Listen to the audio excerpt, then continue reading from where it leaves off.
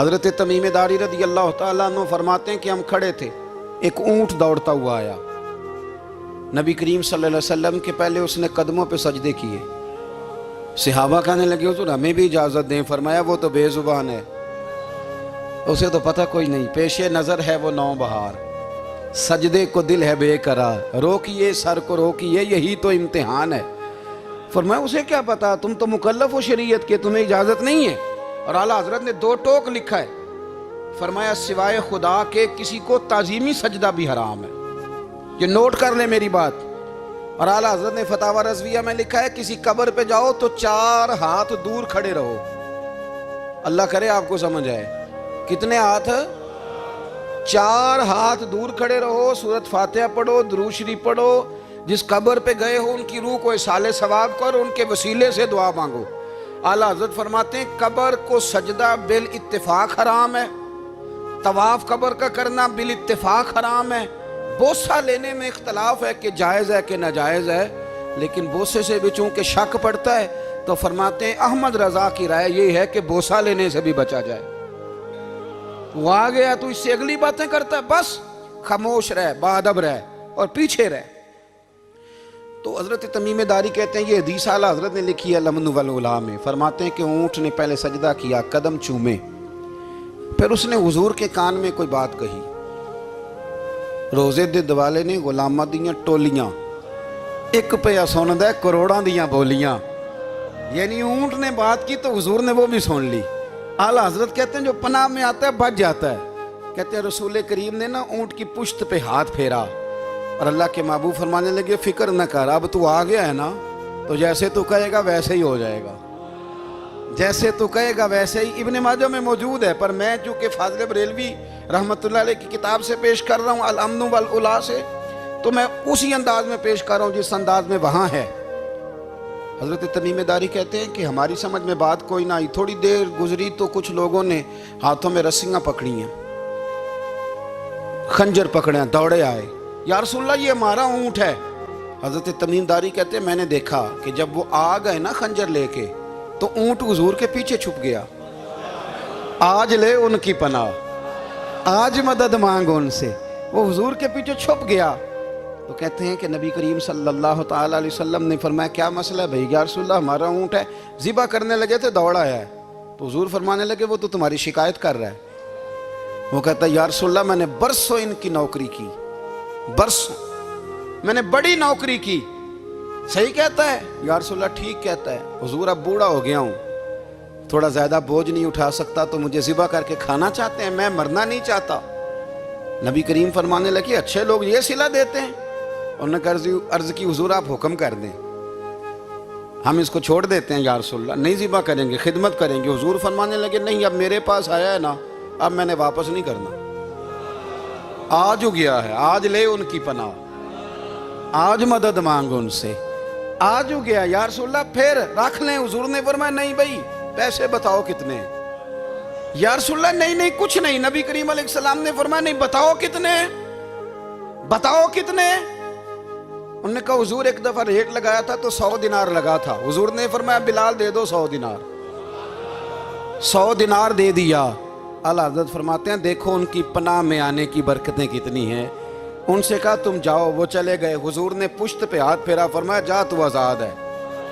حضرت تمیم داری کہتے ہیں وہ پہلے گیا پھر پلٹ کے آیا، اس نے نبی پاک کے کان میں کو بات کی، کئی باتیں کی، پر میں ایک بات کرتا ہوں، کئی باتیں کی، ایک بات کی تو حضور رو پڑے، اونٹ چلا گیا، ہم نے عرض کی حضور یہ کیا کہہ گیا ہے؟ تو محبوب فرمانے لگے یہ کہہ گیا یا رسول اللہ جس طرح آپ نے مجھے چھری سے بچایا ہے میں دعا کرتا ہوں اللہ آپ کی امت کو جہنم سے محفوظ فرمائے، اللہ جہنم سے بچائے آپ کی امت کو، اس طرح مجھے چھری سے آپ نے محفوظ کیا۔ اعلیٰ حضرت فرماتے ہیں کن چکروں میں پڑے ہوئے ہو، کن چکروں میں؟ پیسوں کی پناہ لیتے ہو، عہدوں کے پیچھے چھپتے ہو، دولت کے پیچھے چھپتے ہو، تعلقات کے پیچھے چھپتے ہو، فرمایا مصیبت آئے گی تو یہ سارے ہٹ جائیں گے، اگر پناہ لینی ہے تو مدینے والے محبوب کی پناہ لو، دروازہ رسول پہ آؤ، نبی کریم کی بارگاہ میں جھکو، حضور سے پیار کرو۔ اعلیٰ حضرت فرماتے ہیں محبوب کا ادب کرو، رسول اللہ کی غلامی کرو، فرماتے ہیں پھر کے گلی گلی تباہ، ٹھوکریں سب کی کھائیں کیوں، دل کو جو عقل دے خدا تو تیری گلی سے جائے کیوں۔ اور فرمانے لگے جان ہے عشق مصطفیٰ، روز فزوں کرے خدا، جس کو ہو درد کا مزہ وہ ناز دوا اٹھائے کیوں، جس کو ہو درد کا مزہ وہ ناز دوا اٹھائے کیوں۔ انہوں نے محبوب کریم کی محبت کا پیغام دیا، صحابہ کی محبت کا، بولیے، صحابہ کی محبت کا پوری کتاب لکھی حضرت صدیق اکبر جناب عمر کے فضائل پر۔ اور مزے کی بات یہ ہے کہ اعلیٰ حضرت نے نا اردو شاعروں میں سے کسی کو توفیق نہیں ہوئی حضور کو شہنشاہ کہنے کی، اعلیٰ حضرت نے کہا میرے نبی شہنشاہ ہیں۔ دلیل کیا دی؟ فرمانے لگے پڑھو ترمذی، حضور نے فرمایا میرے 2 وزیر زمینوں میں ہیں 2 آسمانوں میں۔